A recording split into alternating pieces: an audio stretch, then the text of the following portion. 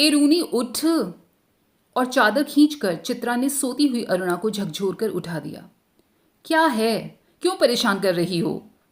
आंख मलते हुए तनिक झुंझलाहट भरे स्वर में अरुणा ने पूछा। चित्रा उसका हाथ पकड़कर खींचती हुई ले गई और अपने नए बनाए हुए चित्र के सामने ले जाकर खड़ा करके बोली, देख, मेरा चित्र पूरा हो गया। ओह, तो इसे दिखाने के लिए तूने मेरी नींद खराब कर दी, बदतमीज कहीं की। इस चित्र को जरा आंख खोलकर अच्छी तरह तो देख। ना पा गई पहला इनाम तो नाम बदल देना। चित्र को चारों ओर से घुमाते हुए अरुणा बोली, किधर से देखूं, यह तो बता दे। 1000 बार तुझसे कहा कि जिसका चित्र बनाए उसका नाम लिख दिया कर, जिससे गलतफहमी ना हुआ करे, वरना तू बनाए हाथी और हम समझे उल्लू। फिर तस्वीर पर आंख गड़ाए हुए बोली, किसी तरह नहीं समझ पा रही हूं कि 84 लाख योनियों में से आखिर यह किस जीव की तस्वीर है। अच्छा, तो आपको यह कोई जीव नजर आ रहा है? अरे जरा अच्छी तरह देख और समझने की कोशिश कर। यह है क्या? इसमें तो सड़क, आदमी, ट्राम, बस, मोटर, मकान सब एक दूसरे के ऊपर चढ़ रहे हैं, मानो सबकी खिचड़ी पकाकर रख दी हो। क्या घनचक्कर बनाया है। और उसने वह चित्र रख दिया। जरा सोचकर बता कि किसका प्रतीक है। तेरी बेवकूफी का। आई है बड़ी प्रतीक वाली। जरा सा दिमाग लगाने की कोशिश करेगी तो समझ में आ जाएगा कि यह चित्र आज की दुनिया के कंफ्यूजन का प्रतीक है। बस हाँ, थोड़ा दिमाग होना जरूरी है। चित्रा ने चुटकी ली तो अरुणा भबक गई। मुझे तो तेरे दिमाग में कंफ्यूजन का प्रतीक नजर आ रहा है, बिना मतलब जिंदगी खराब कर रही है। और अरुणा मुंह धोने के लिए बाहर चली गई। लौटी तो देखा 3-4 बच्चे उसके कमरे के दरवाजे पर खड़े उसकी प्रतीक्षा कर रहे हैं। आते ही बोले, दीदी, सब बच्चे आकर बैठ गए, चलिए। आ गए सब बच्चे? अच्छा चलो, मैं अभी आई। बच्चे दौड़ पड़े। क्या ये बंदर पाल रखे हैं तूने भी? फिर जरा हंसकर चित्रा बोली, एक दिन ना तेरी पाठशाला का चित्र बनाना होगा। जरा लोगों को दिखाया ही करेंगे कि हमारी एक ऐसी मित्र साहिबा थी जो सारे जमादार, दाइयों और चपरासियों के बच्चों को पढ़ा पढ़ा कर ही अपने आप को भारी पंडिता और समाज सेविका समझती थी। जा जा, समझते हैं तो समझते हैं, तू जाकर सारी दुनिया में ढिंडोरा पीटना। हमें कोई शर्म है क्या? तेरी तरह लकीरें खींचकर तो हम समय नहीं बर्बाद करते। और पैर में चप्पल डालकर वह बाहर मैदान में चली गई, जहां बिना किसी आयोजन के ही एक छोटी सी पाठशाला बनी हुई थी। रात के 10 बजे थे। सारे हॉस्टल की बत्तियां नियमानुसार बुझ चुकी थीं। ऊपर के एक तल्ले पर अंधेरे में ही खुसुर पुसुर चल रही थी। रविवार के दिन तो यूं ही छुट्टी का मूड रहता है। दूसरे दूसरे दिन में काफी नींद निकाल ली जाती थी। सो 10 बजे लड़कियों को किसी भी तरीके से नींद नहीं आती थी। तभी हॉस्टल के फाटक में जलती हुई टॉर्च लिए कोई घुसा। अपने कमरे की खिड़की में से झांकते हुए सविता ने कहा, ठाट तो हॉस्टल में बस अरुणा ही के हैं। रात 9 बजे लौटो, 10 बजे लौटो, कोई बंधन नहीं। हम लोग तो 10 के बाद बत्ती भी नहीं जला सकते। लौट आई अरुणा दी। आज सवेरे से ही वे बड़ी परेशान थीं। फुलिया दाई का बच्चा बड़ा बीमार था। दोपहर से वे उसी के यहाँ बैठी थीं। पता नहीं क्या हुआ बेचारे को। शीला ने ठंडी सांस भरते हुए कहा, अरे तू बड़ी भक्त है अरुणा दी की। उनके जैसे गुण अपना ले, तेरी भी भक्त हो जाऊंगी। मैं कहती हूं उन्हें यही सब करना है तो कहीं और रहें। हॉस्टल में रहकर ये जो नवाबी चलाती हैं, सो तो हमसे बर्दाश्त नहीं होती। सारी लड़कियां डरती हैं तो कुछ कहती नहीं, पर प्रिंसिपल और वार्डन तक रौब खाती हैं इनका। तभी तो हर प्रकार की, सब प्रकार की छूट दे रखी है। अरे तू भी जिस दिन हाड़ तोड़कर दूसरों के लिए यूं परिश्रम करने में लग जाएगी ना, उस दिन तेरा भी सब रौब खाएंगी।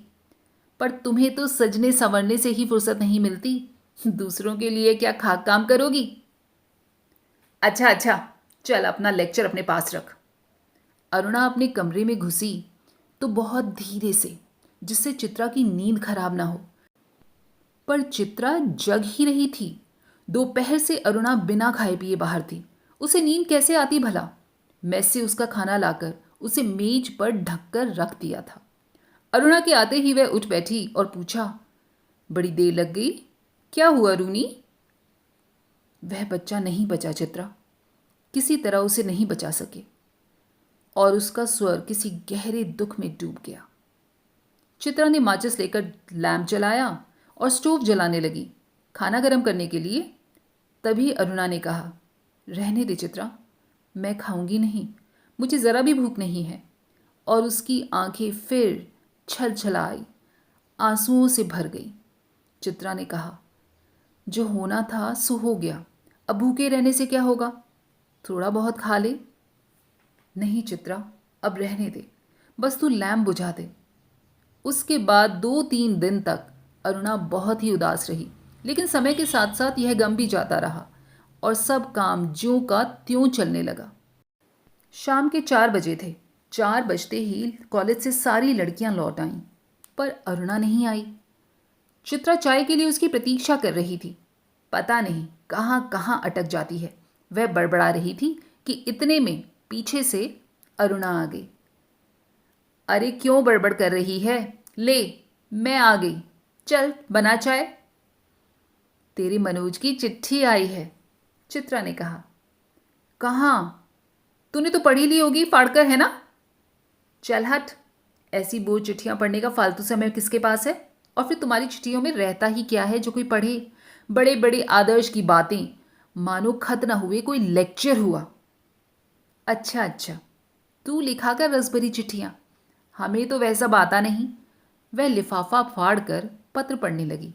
जब उसका पत्र समाप्त हुआ तो चित्रा बोली, आज पिताजी का भी पत्र आया है। लिखा है जैसे ही यहाँ का कोर्स खत्म हो जाए मैं विदेश जा सकती हूँ।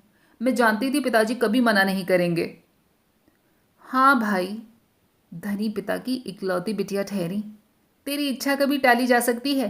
पर सच कहती हूँ, मुझे तो यह सारी कला इतनी निरर्थक लगती है, इतनी बेमतलब लगती है कि बता ही नहीं सकती। किस काम की ऐसी कला जो आदमी को आदमी न रहने दे?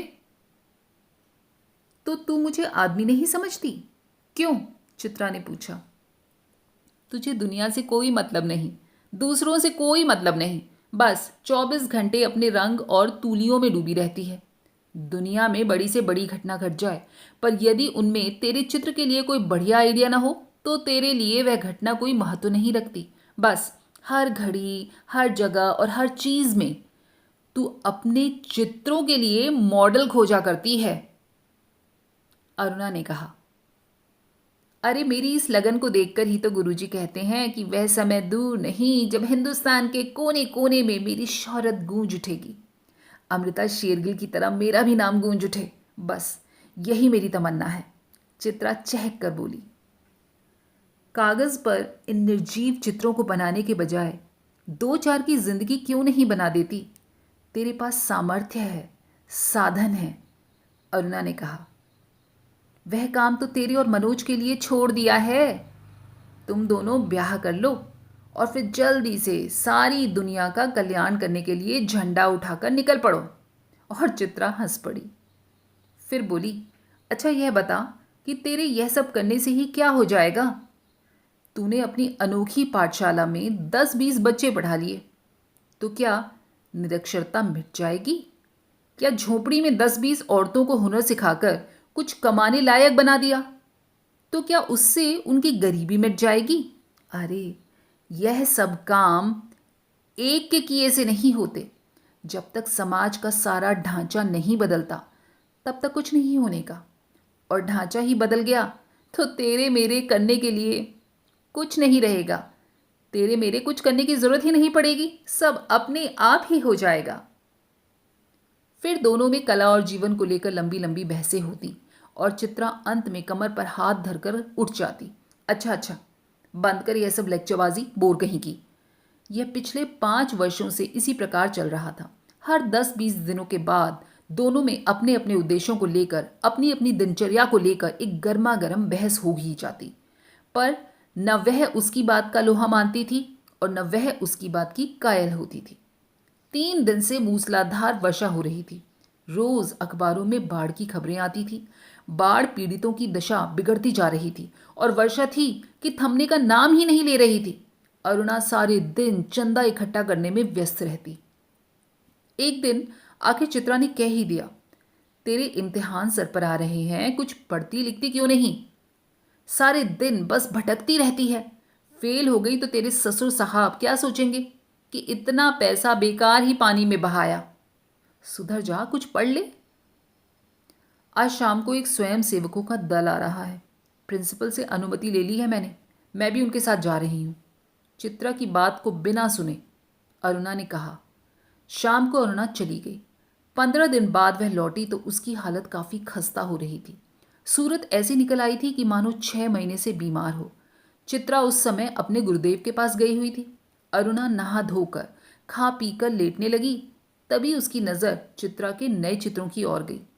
3 चित्र बने रखे थे। तीनों बाढ़ के चित्र थे। जो दृश्य वह अपनी आंखों से देख कर आ रही थी, वैसे ही दृश्य यहाँ भी अंकित थे। उसका मन जाने कैसा कैसा हो गया। वहां लोगों के जीने के लाले पड़ रहे हैं और उसमें भी इसे चित्रकारी ही सूझती है। और न जाने कितनी बातें सोचते सोचते उसकी आंख लग गई। वह सो गई। शाम को चित्रा ने अरुणा को देखा तो देखकर बड़ी प्रसन्न हुई। गनीमत है तू लौट आई। मैं तो सोच रही थी कि कहीं तू बाढ़ पीड़ितों की सेवा करती ही रह जाए और मैं जाने से पहले तुझसे मिल भी ना पाऊं। क्यों? तेरा जाना का तय हो गया है क्या? हाँ, अगले बुध को मैं घर जाऊंगी और बस 1 सप्ताह बाद हिंदुस्तान की सीमा के बाहर पहुंच जाऊंगी। उल्लास चित्रा के स्वर में छलक पड़ रहा था। सच कह रही है? तू चली जाएगी चित्रा? 6 साल से तेरे साथ रहते रहते यह बात तो मैं भूल ही गई थी कि हमको अलग भी होना पड़ेगा। तू चली जाएगी तो मैं कैसे रहूंगी? अरुणा ने पूछा। अरे, 2 महीने बाद शादी कर लो, फिर याद भी नहीं रहेगा कि कौन कमबख्त थी चित्रा। बड़ी लालसा थी तेरी शादी में आने की, पर अब तो आ नहीं सकूंगी। अच्छी तरह शादी करना, दोनों मिलकर सारे समाज का और सारे संसार का कल्याण करना। पर अरुणा के कानों में उसकी कोई भी बात नहीं पड़ रही थी। चित्रा के साथ बिताए हुए पिछले 6 सालों के चित्र उसकी आंखों के सामने घूम रहे थे और वह उन्हीं में खोई बैठी रही। क्या सोचने लगी रूनी? मनोज की याद आ गई क्या? चल हट, हर समय का मजाक अच्छा नहीं लगता। अरुणा ने उसे झटक दिया। उस दिन रात में भी अरुणा अपने और चित्रा के बारे में ही सोचती रही। दोनों के आचार विचार, रहन सहन, रुचि आदि में जमीन आसमान का अंतर था। फिर भी कितना स्नेह था दोनों में। सारा हॉस्टल उनकी मित्रता को ईर्ष्या की नज़र से देखता था। जब उसके बीए के इम्तिहान थे तो चित्रा कितना ख्याल रखती थी उसका। वह अक्सर चित्रा को डांट दिया करती थी, पर चित्रा ने कभी बुरा नहीं माना। यही चित्रा अब चली जाएगी दूर, बहुत बहुत दूर। ये 2 महीने भी कैसे निकालेगी? और यही सब सोचते सोचते उसे नींद आ गई। आज चित्रा को जाना था। हॉस्टल से उसे बड़ी शानदार विदाई मिली थी। अरुणा सवेरे ही उसका सारा सामान ठीक कर रही थी। एक एक करके चित्रा सबके मिलाई। बस गुरुजी के घर की तरफ चल पड़ी। 3 बज गए, पर वह लौटी नहीं। अरुणा उसका सारा काम समाप्त करके उसकी राह देख रही थी। और भी कई लड़कियां वहां जमा थीं। कुछ बार बार आकर पूछ जाती थीं, चित्रा लौटी या नहीं? 5 बजे की गाड़ी से वह जाने वाली है। अरुणा ने सोचा वह खुद जाकर देखा है कि आखिर बात क्या हो गई। तभी हड़बड़ाती सी चित्रा ने प्रवेश किया। बड़ी देर हो गई ना। अरे क्या करूं, बस कुछ ऐसा हो गया कि रुकना ही पड़ा। आखिर हो क्या गया ऐसा जो रुकना ही पड़ा? सुने तो। 2-3 कंठ एक साथ बोले। अरे, गर्ग स्टोर के सामने पेड़ के नीचे अक्सर एक भिखारिनी बैठी रहती थी ना। लौटी तो देखा कि वह वहीं मरी पड़ी है और उसके दोनों बच्चे उसके सूखे शरीर से चिपककर बुरी तरह रो रहे हैं। जाने क्या था उस सारे दृश्य में कि मैं अपने आप को रोक ही नहीं सकी और एक रफ सा स्केच बना ही डाला। बस इसी में इतनी देर हो गई। चर्चा इसी पर चल पड़ी। कैसे मर गई, कब मर गई, कल तो उससे देखा था। किसी ने दार्शनिक की मुद्रा बनाकर कहा, अरे जिंदगी का क्या भरोसा, मौत कहकर थोड़े आती है, आधी आधी। पर इस सारी चर्चा से अरुणा कब खिसक गई, कोई जान ही नहीं पाया। 4:30 बजे चित्रा हॉस्टल के फाटक पर आ गई, पर तब तक अरुणा का कहीं पता नहीं था। बहुत सारी लड़कियां उसे छोड़ने स्टेशन आईं, पर चित्रा की आंखें बराबर अरुणा को ही ढूंढ रही थी। उसे दृढ़ विश्वास था कि वह इस विदाई की बेला में उससे मिलने जरूर आएगी। 5 भी बज गए। रेल चल पड़ी। अनेक रुमालों ने हिल हिल कर चित्रा को विदाई दी, पर उसकी आंसू भरी आंखें किसी और को ही ढूंढ रही थी। पर अरुणा ना आई सो ना आई। विदेश जाकर चित्रा तन मन से अपने काम में जुट गई। उसकी लगन ने उसकी कला को निखार दिया। विदेशों में उसके चित्रों की धूम मच गई। भिखमंगी और दो अनाथ बच्चों के उस चित्र की प्रशंसा में तो अखबारों के कॉलम भर गए। शोहरत के ऊंचे कगार पर बैठ चित्रा जैसे अपना पिछला सब कुछ भूल गई। पहले वर्ष तो अरुणा से पत्र व्यवहार बड़े नियमित रूप से चला, फिर कम होते होते एकदम बंद हो गया। पिछले 1 साल से तो उसे यह भी मालूम नहीं कि वह कहाँ है। नई कल्पनाएं और नए नए विचार उसे नवीन सृजन की प्रेरणा देते और वह उन्हीं में खोई रहती। उसके चित्रों की प्रदर्शनियां होती। अनेक प्रतियोगिताओं में उसका अनाथ शीर्षक वाला चित्र प्रथम पुरस्कार पा चुका था। जाने क्या था उस चित्र में, जो देखता वही चकित रह जाता। दुख, दरिद्र और करुणा जैसे साकार हो उठे थे।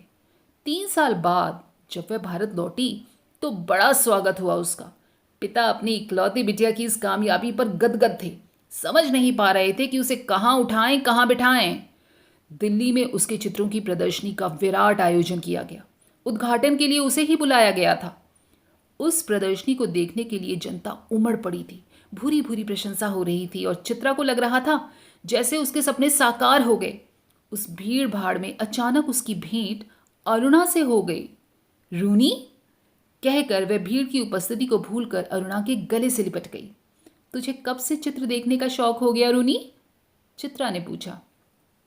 चित्रों को नहीं, चित्रा को देखने आई थी। तू तो एकदम भूल ही गई, अरुणा मुस्कुराकर बोली। ये बच्चे किसके हैं? 2 प्यारे से बच्चे अरुणा से सटे खड़े थे। लड़के की उम्र कोई 8 साल की होगी शायद, और लड़की 5 के आसपास की होगी। मेरे बच्चे हैं और किसके? ये तुम्हारी चित्रा मौसी हैं, चलो नमस्ते करो अपनी मौसी को, अरुणा ने आदेश दिया। बच्चों ने बड़ी अदा से नमस्ते किया, पर चित्रा अवाक होकर कभी उनका और कभी करुणा का मुंह देख रही थी। वह सारी बात का कुछ तुक नहीं मिला पा रही थी। तभी अरुणा ने टोका, कैसी मौसी है, प्यार तो कर। और चित्रा ने दोनों के सिर पर हाथ फेरा। प्यार का जरा सा सहारा पाकर लड़की चित्रा की गोदी में जा चढ़ी। अरुणा ने कहा, तुम्हारी ये मौसी बहुत अच्छी तस्वीरें बनाती है। ये सारी तस्वीरें इन्हीं की बनाई हुई हैं। सच? आश्चर्य से बच्ची बोल पड़ी। तब तो मौसी तुम ज़रूर ड्राइंग में फर्स्ट आती होगी।